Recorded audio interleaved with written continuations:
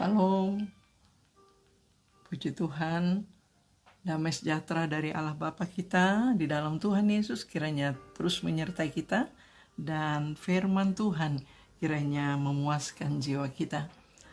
Saudara yang dikasihi Tuhan, saya bacakan dari Injil Yohanes pasal yang ke-6 ayat 35.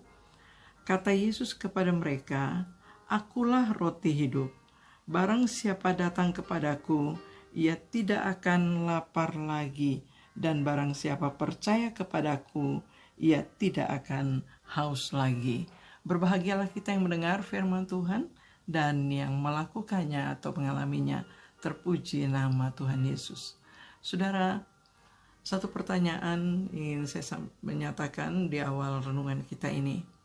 Kapan kita mencari Yesus? Atau untuk apa kita mencari Yesus? Ya, pertanyaan ini juga yang ada dalam pertemuan Yesus dengan murid-muridnya, yang dijawab oleh Yesus kepada murid-muridnya. Kapan atau untuk apa mereka mencari Yesus?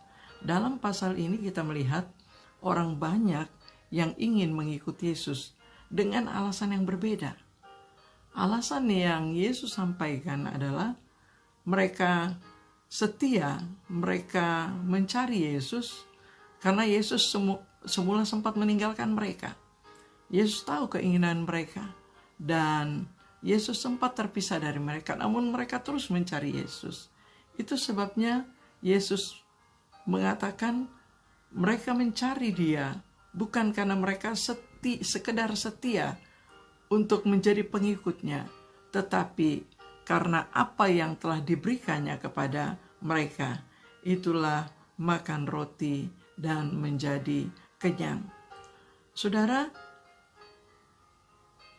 Yesus menegur, Yesus menyatakan ini untuk mengorek apa yang ada dalam hati mereka, yaitu keinginan mereka untuk makanan atau pembebasan dari penindasan Romawi.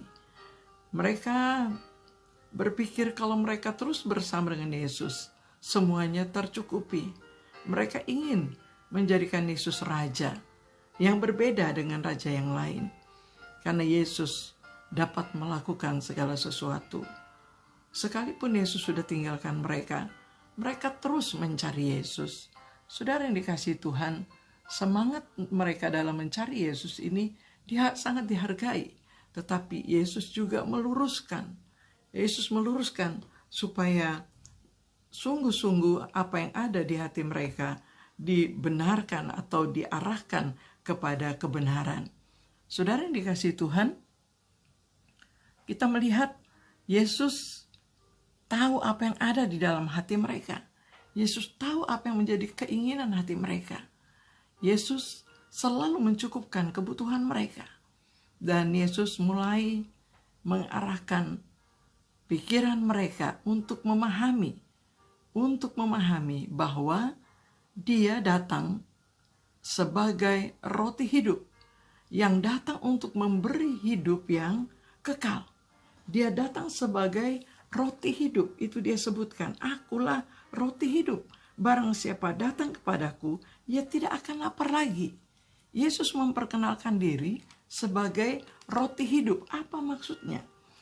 Di dalam ayat yang ke-40, kalimat di sana disebutkan, "Sebab inilah kehendak Bapa-Ku, yaitu supaya setiap orang yang melihat Anak dan percaya kepadanya beroleh hidup yang kekal, dan supaya Aku membangkitkannya pada akhir zaman."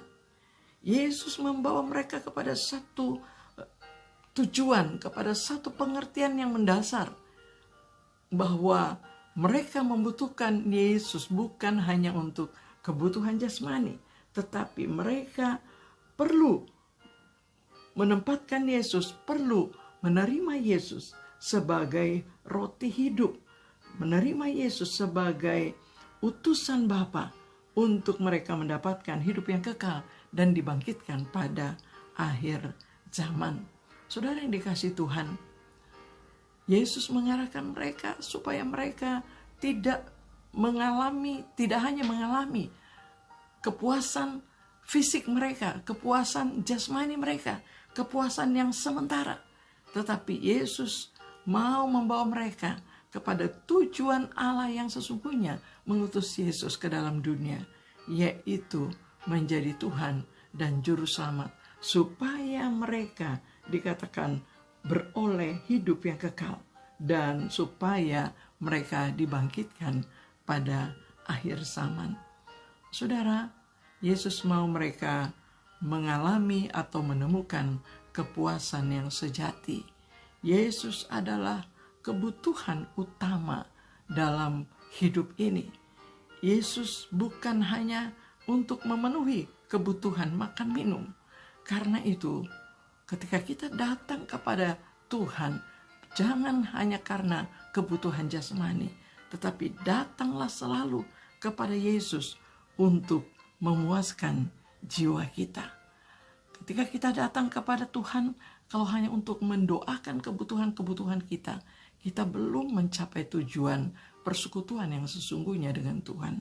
Tetapi persekutuan sesungguhnya dengan Tuhan, datang kepada Tuhan yang sesungguhnya adalah kita mengalami Dia memuaskan jiwa kita dengan kebenaran firman-Nya. Dan kalau Dia sudah berbicara, kalau kita sudah mencari Tuhan dengan kebenaran firman-Nya, maka hal yang lain akan ditambahkan dalam hidup kita. Bukankah itu yang disebutkan di dalam Matius 6 ayat 33? Carilah dahulu kerajaan Allah dan kebenarannya, maka segalanya akan ditambahkan kepadamu. Saudara yang dikasihi Tuhan, kita berdoa Tuhan memuaskan jiwa kita dan Tuhan juga mencukupkan kebutuhan kita. Tuhan memberkati. Mari kita berdoa. Bapa kami di surga, kami bersyukur kepadamu hari ini. Kami boleh mendengarkan suara-Mu lagi yang mengingatkan kami, yang terus menolong kami untuk kami menikmati persekutuan yang benar, yang sesungguhnya, untuk kami sungguh mengalami kepuasan jiwa kami ketika kami bersekutu dengan Tuhan, dalam ibadah kami, dalam persekutuan kami dengan Tuhan.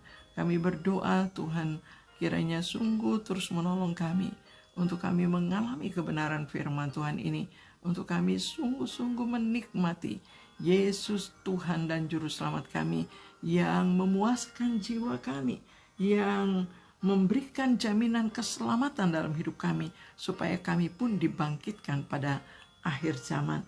Tuhan terima kasih, kami sungguh menyerahkan diri kami kepadamu. Kami sungguh mohon pertolongan Tuhan, bimbingan Tuhan, kasih karunia Tuhan tiap-tiap hari. Begitu pula orang-orang yang kami kasih, kami serahkan mereka kepadamu. Kaum keluarga kami serahkan mereka kepadamu. Semua rekan-rekan pelayanan kami, Tuhan berkati juga mereka, supaya tiap-tiap hari kami mengalami bahwa Tuhan cukup untuk jiwa kami, dan Tuhan juga cukup untuk semua kebutuhan kami. Terima kasih Bapa, terima kasih banyak. Permuliakanlah nama-Mu lagi dalam hidup kami pada hari ini. Dalam nama Yesus kami berdoa. Amin.